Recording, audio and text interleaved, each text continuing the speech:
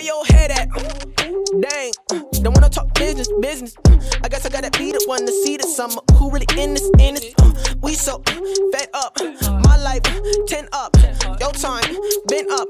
Big prayers send up. Couldn't do without him.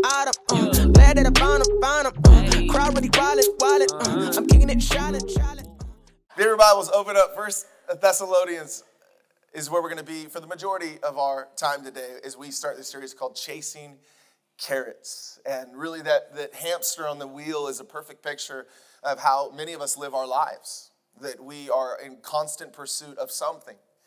And the irony of that pursuit of that something is when you receive it, typically you don't enjoy it, or at least not like you should. And so as Americans and as Christians and as people, we have something externally that drives us to want more all the time. And I don't even know completely where it comes from, to be honest. I read online several different theories about where it comes from, but I believe that in many ways that our pursuit of something definitely comes from external forces, right? Out there, they want you to spend your money, because if you spend your money, they make their money, right? And so there's this external reality. I sat down and we were looking at new phones this week, and Verizon's trying to explain to me what a new iPhone does. And at the end of the 5-minute presentation, I'm like, how is that different than the one that's in my hand? Well, it's purple. I'm like, I don't care about whether the phone is purple or not.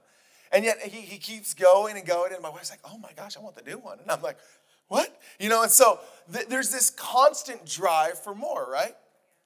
And next week we're going to talk about particularly stuff. Today we're going to hit more of the grander idea of why we do this, the heart behind this. And today as we walk through, you're going to notice that the person next to you may be pursuing a different more than you are. And the goal today is for you to ask the question of yourself, why? Why do I pursue more so often? I mean, this month is Thanksgiving, and we've got this crazy idea that we're going to be grateful for like one day out of the year.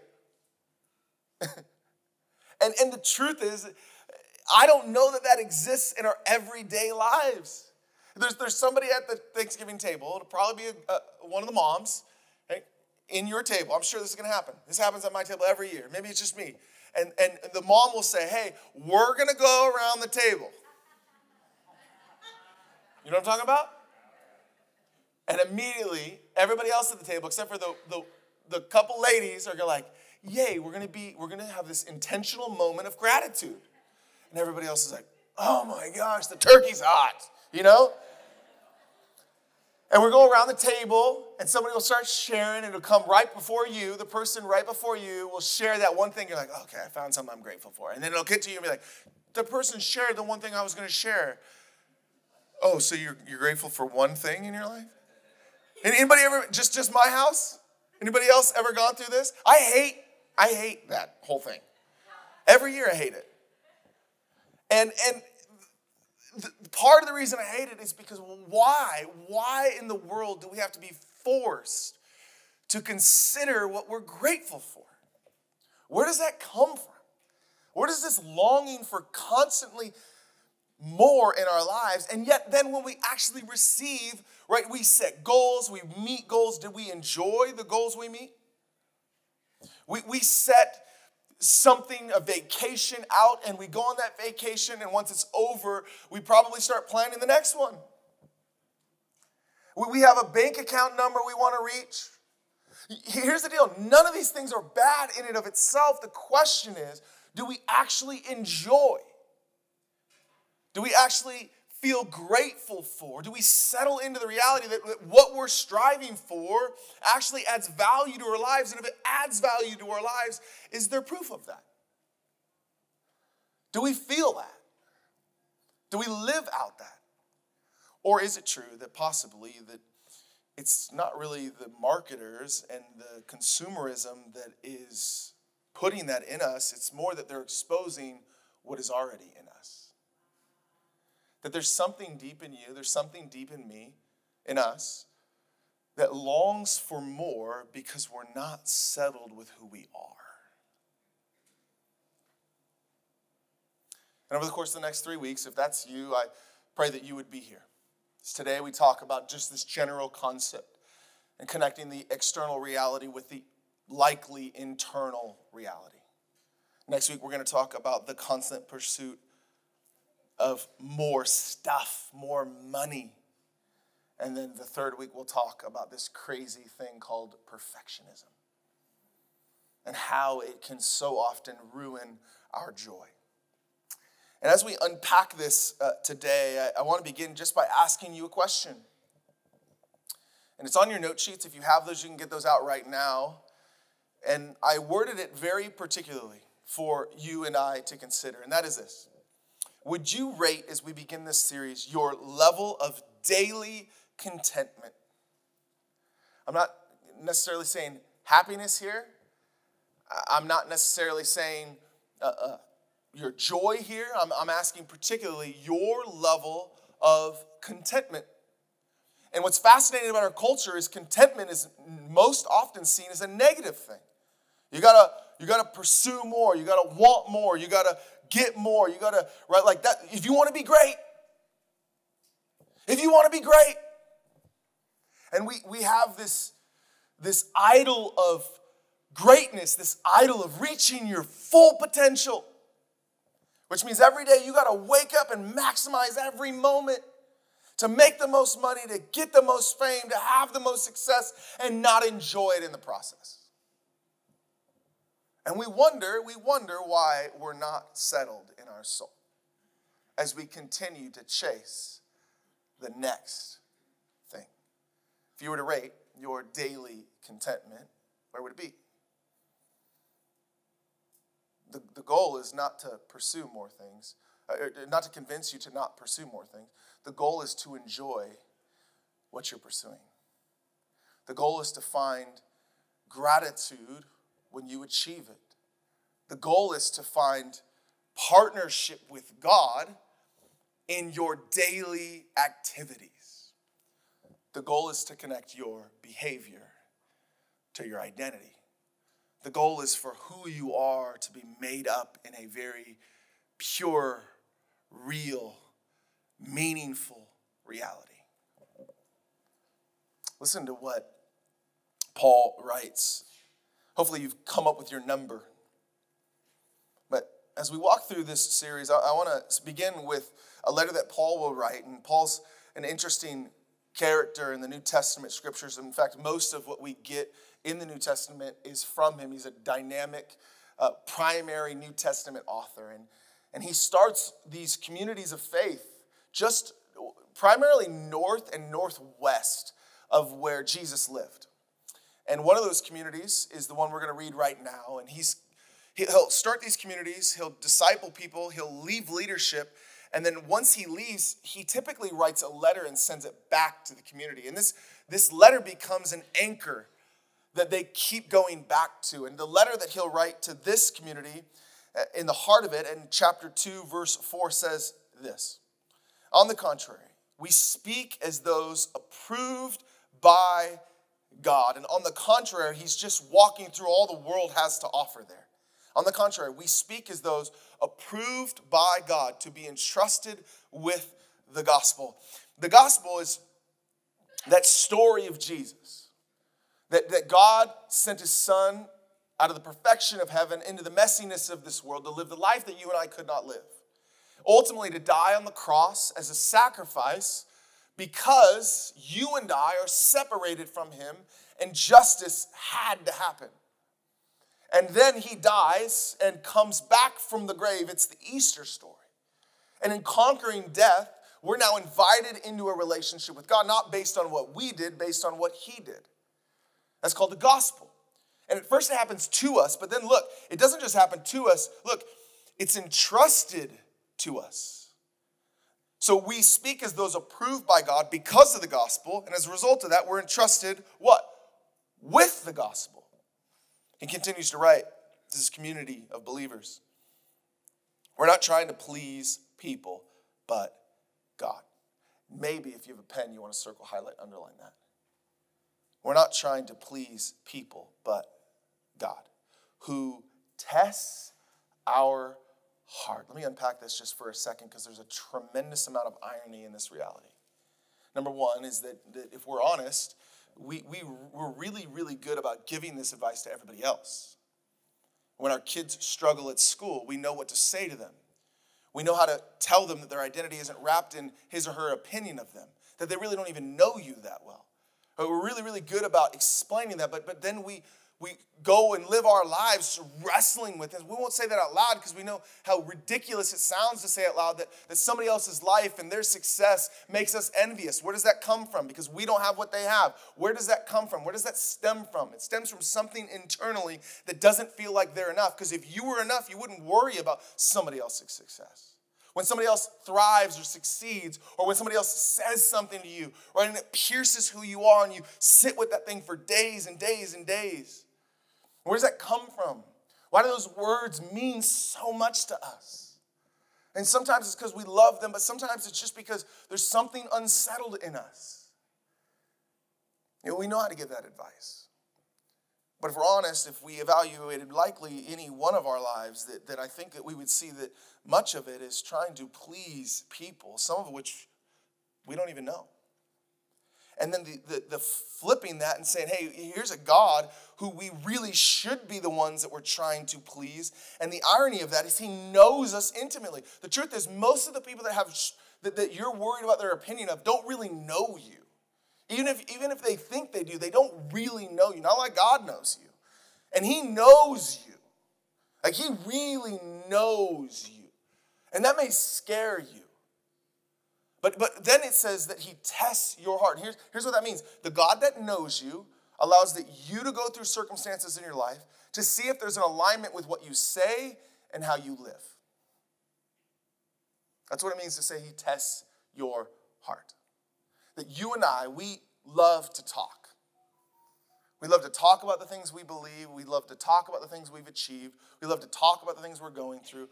And there's nothing wrong with that. The problem becomes is when there's a misalignment with how we're living and what we're saying. With who we say we are to everybody else and how we actually live. And you know, every year you got to do your taxes, right? And listen, coming up, there's a lot more people that work for the IRS this year. I don't know if you know that. But I've never been audited before, but man, that would be a scary thing. Anybody been audited here in the room? Maybe you don't want to admit that, I don't know. I would imagine that when you get that letter, it's very scary. The only time I even got close to this was there was a mistake early on in the life of Anthem, and all the income from Anthem was shown as my income. We filled out a form wrong incorrectly. So I got a $63,000 tax bill that came in the mail. I barely make this in a year. What in the world?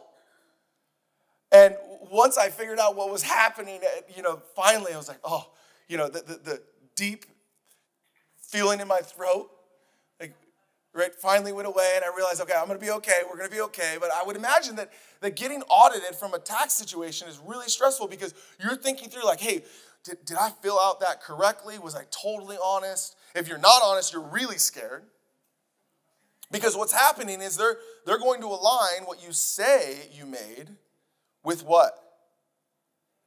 What you actually made. And if there's not an alignment there, then there's going to be problems. So I ask you this question. If there was a spiritual auditor that followed your life, would they find a misalignment? I asked this question to our staff.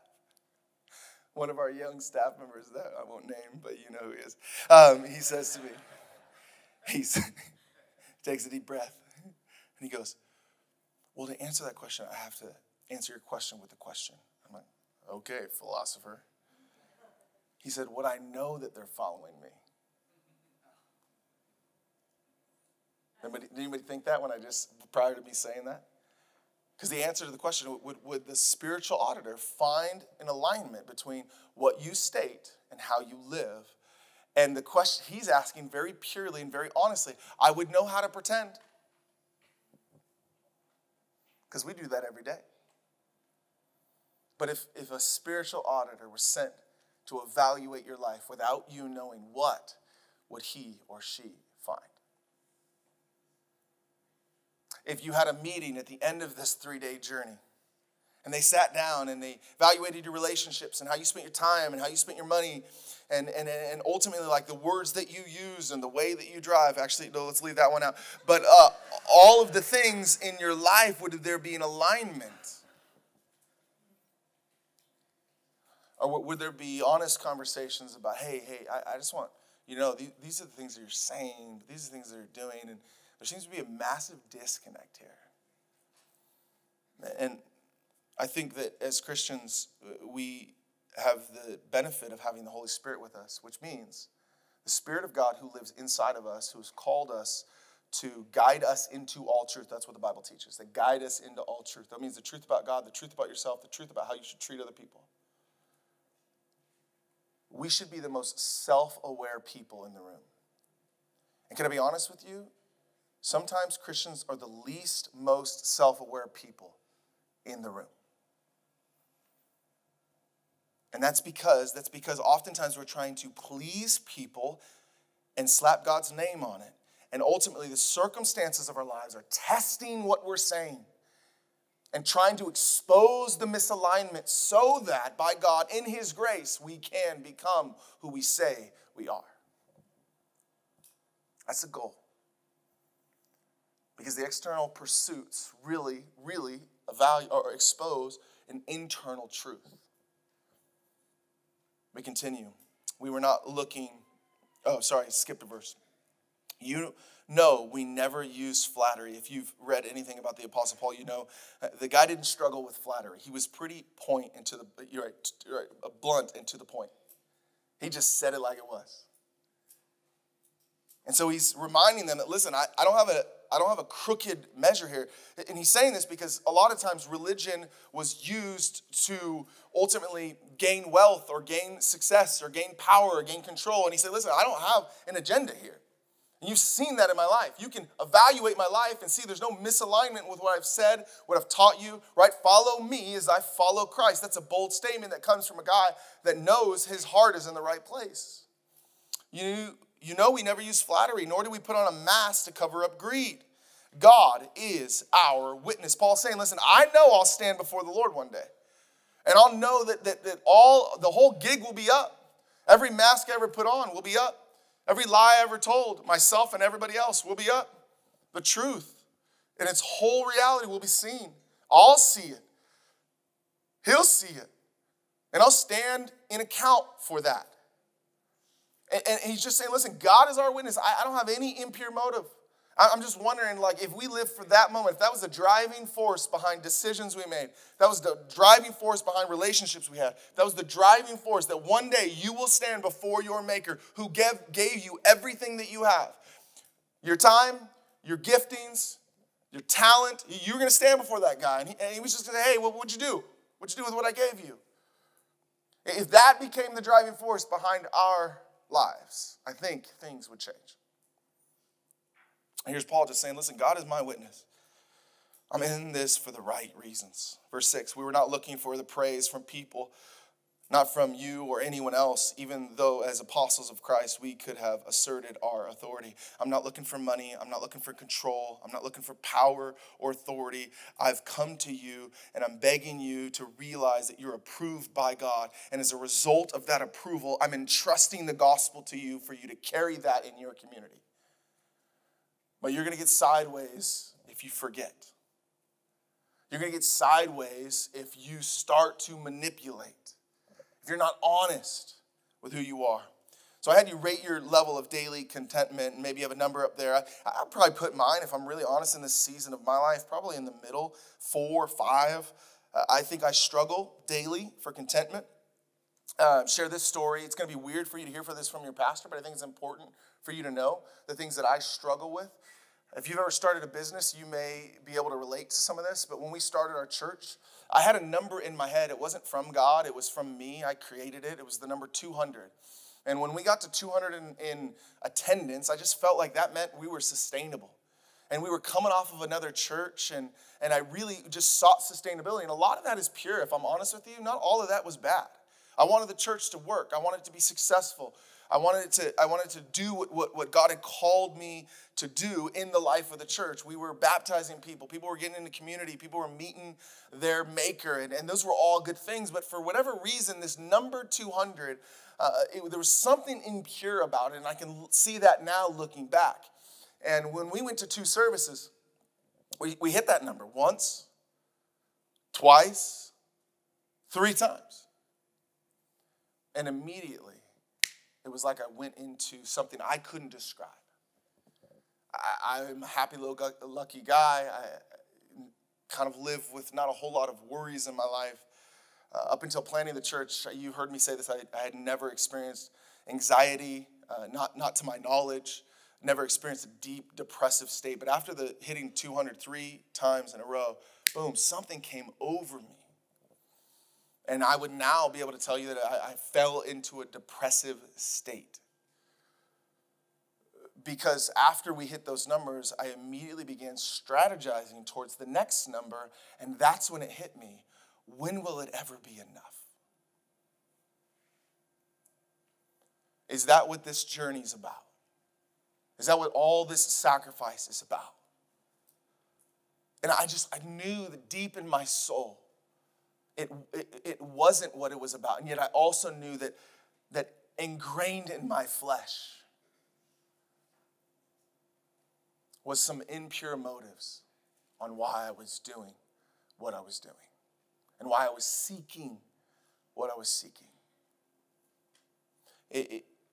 On your note sheet, it says this question, and I want for you, you're different than me, to be honest with yourself. What areas do you seem to constantly pursue more of? You're never settled in. What is it? Is it more stuff? Maybe next week you need to be here. Maybe you have plans and you need to make sure that those plans are canceled. You're in this room when we talk about the constant pursuit of stuff. My wife, if she was up here, she'd tell you this was one of hers. She'd circle it. And I know that I can share that with her because that's how we live our lives. We're open about the struggles we have.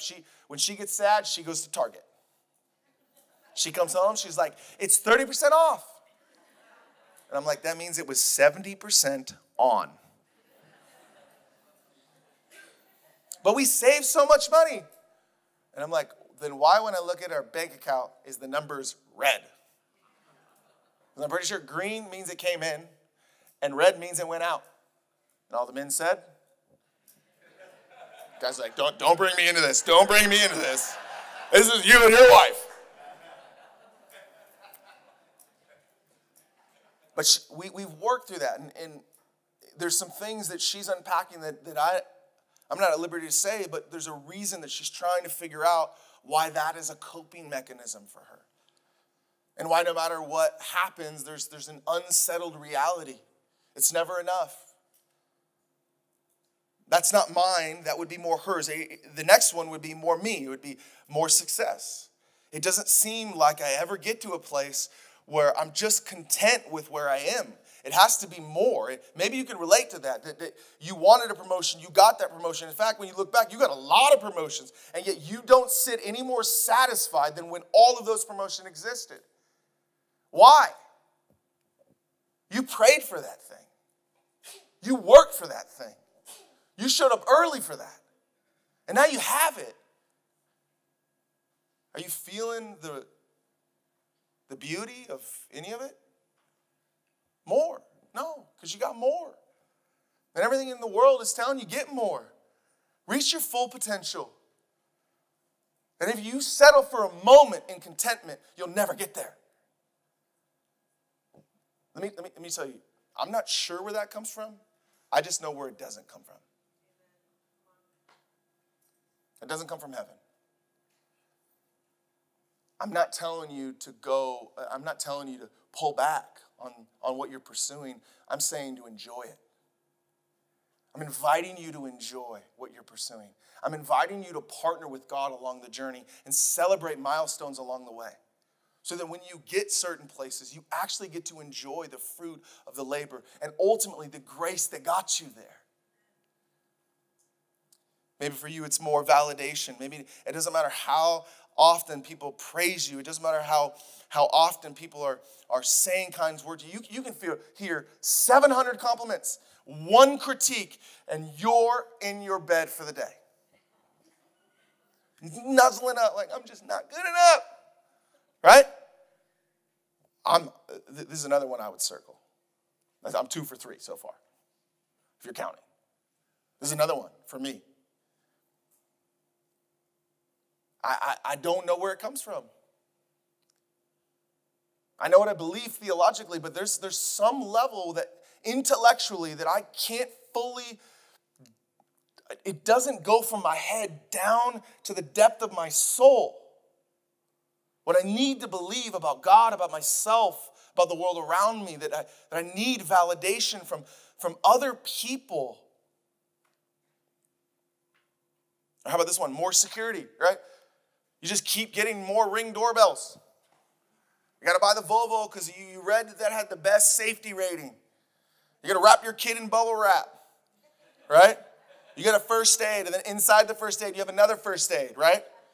You're just going to just make sure that everybody's safe all the time. You got the app that tells you, like, when your teenager goes 3 miles over the speed limit, you're texting them, you're like, oh my gosh, that's even more dangerous, right? You're just constantly panicked all the time because safety and security is everything you need, and you'll never, ever be secure enough. That one's not me. I don't know what that rant was about. Maybe that's you. More fame. You know, it used to be that you had to do something to get famous. Now you just get famous. If you go on YouTube right now, you'd be amazed at what makes people famous. Slam your head into a cake, get 1 million views. Tell them to subscribe at the end of it. The things that people get famous for is mind-boggling. Like, I can't have this conversation with my kids anymore. No, you have to work hard. My hero doesn't. He just makes videos. And I'm sure those YouTubers are working hard. But you know what's fascinating is that every time I pull up the news, it feels like every time I pull up the news, I see the words influencer and death in the same sentence. I don't know who they are, but typically when they put their age, the first number is usually a 2. Why? Why? Because ultimately what they thought would satisfy them didn't. And when they started to lose even 1 ounce of it, they lost who they were in the process. I think for me, that would probably be one of those things that I circle, if I'm honest. The next one, more control. I would definitely circle this one. If you're paying attention, you're noticing I'm circling a lot of these. So maybe the series is more for me than you. But I would hope that as you evaluate this, you would realize that some of these things you're constantly pursuing more of is not ultimately satisfying your soul. Maybe you're in this room and you're like, I have to be in control of the results because I want what I do to determine the outcome. Is that you? And when you can't, you lose your mind. You lose your value. You lose everything. Everything gets blurry for you because you're not in control. I'm just going to tell you right now that there's going to be a lot of things in life that's going to leave you feeling like you are out of control. And so if your identity is wrapped up in control, this is going to be a miserable life for you. But I know that so often we want just more control. You see, control wasn't for us. Ultimately, it was for God who was sovereign over it all. We'll trust him with control. Then ultimately, the things that leave us out of control become a little bit easier because even when those circumstances are not easy, the God who is in control meets us in that place. And sometimes that's enough. More stability. You can never be stable enough. And finally, more money. It doesn't matter the number. You just keep achieving. You keep growing in income. You keep growing in net worth. You're crushing on the stock market, but you're never, ever happy. Why? Because that dollar bill, y'all, will not satisfy.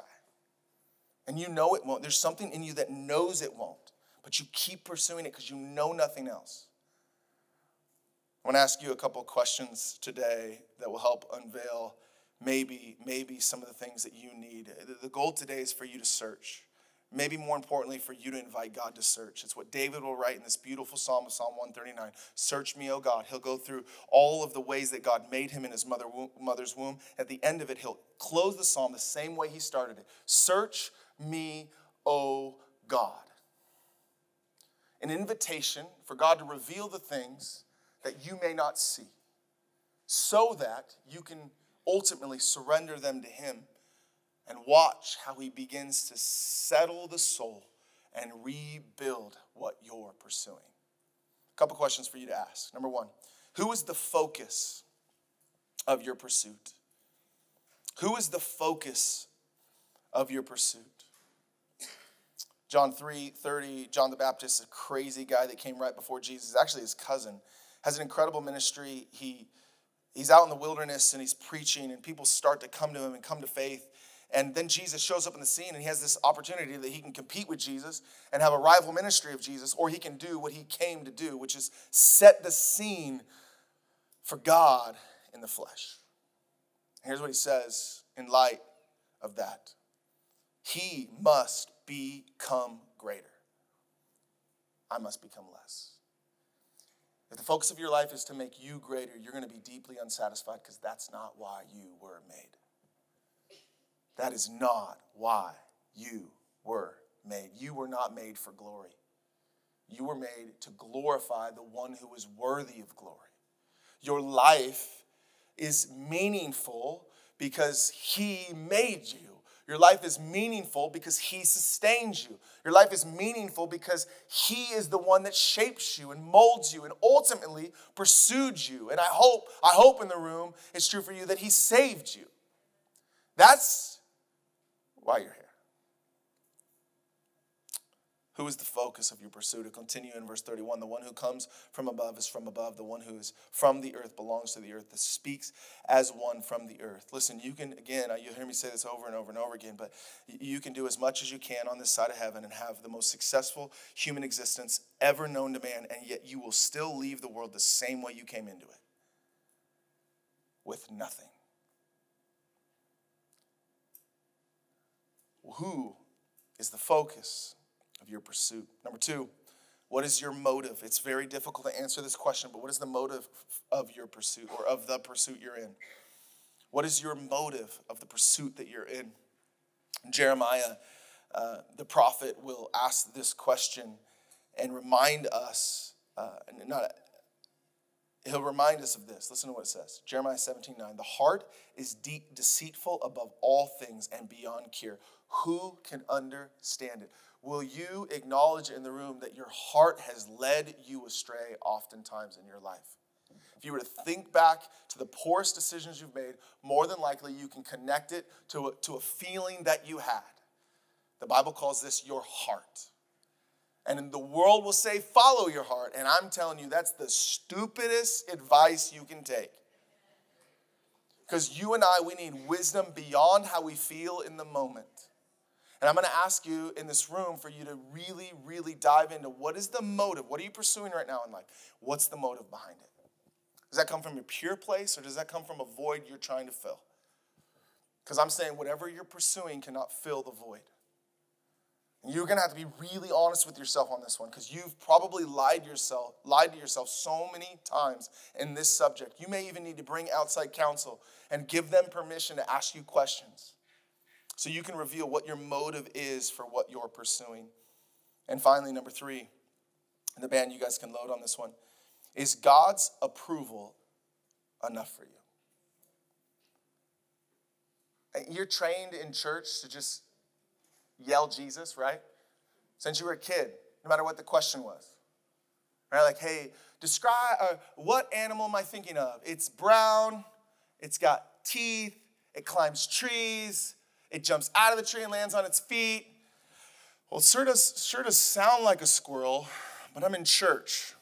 So I'm going to go with Jesus. Right? And so you've been ingrained, even if you grew up in church. In fact, you may be at a disadvantage if you're in church, because you've been ingrained in your life to just say what everybody else wants you to say. And we as a community gather and we do that. And you know what happens? We never become like Jesus because we're all lying to one another. So I ask you this question, is God's approval really enough for you? And if there was a spiritual audit of your life, is that what would be revealed? Only you can answer that question. After the depressive state, I went on a pastor's retreat. And it was a bunch of us up at Palomar Mountain. And there's a spiritual guru that took us through a series of spiritual disciplines. And one of them was called a silent prayer. And it was 20 minutes of silence, which, moms, I know it sounds amazing. For me, it sounds like a nightmare. Sitting alone with myself, nobody to talk to, just quiet.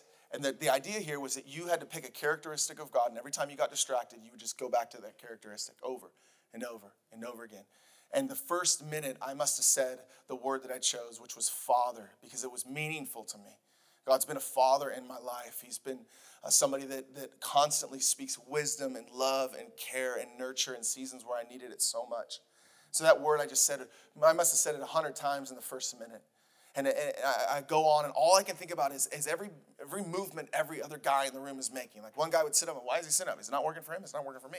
Well, it's probably not working for both of us. I don't know what's happening. And then a noise would happen, and be like, oh my, who's making that noise? Which one is it? But I can't look. If I look, and everybody knows I'm not doing this right.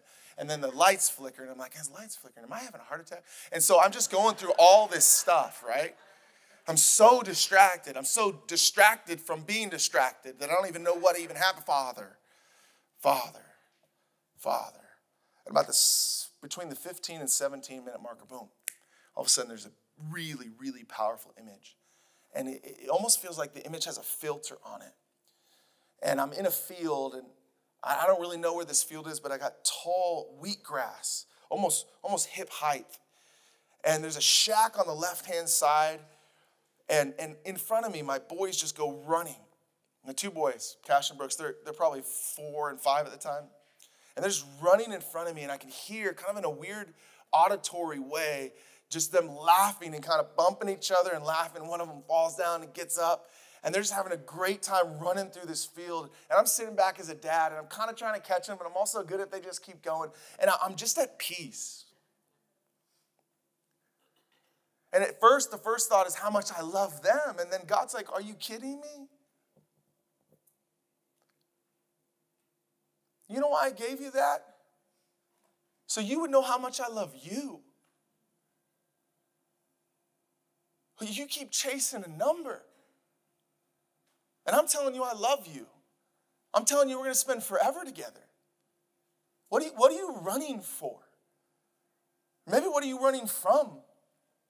And it's in that moment I realize, like, what I'm chasing will never give me what I already have. That I'm enough because he's enough. And I'm his. And if I could lay the foundation of my life, and I could live from that place, I'm going to be good. And if I could love from that place, the people around me are going to be better. And if I could lead from that place, then I could say to them, follow me as I follow Christ. Not because I'm enough, because I follow the one who is enough. And for some crazy reason, he says, I am enough. What if you're pursuing more because you don't feel like you're enough? And what if resting in the truth of God's promises and the truth of God's sacrifice was the game-changing reality for you and for me? What if it settled all the noise? And what if when the noise started to turn the volume back up, you just came back to that place? Because ultimately, that was the foundation you would build your life on. So God, we pray in this moment that you'd meet us here.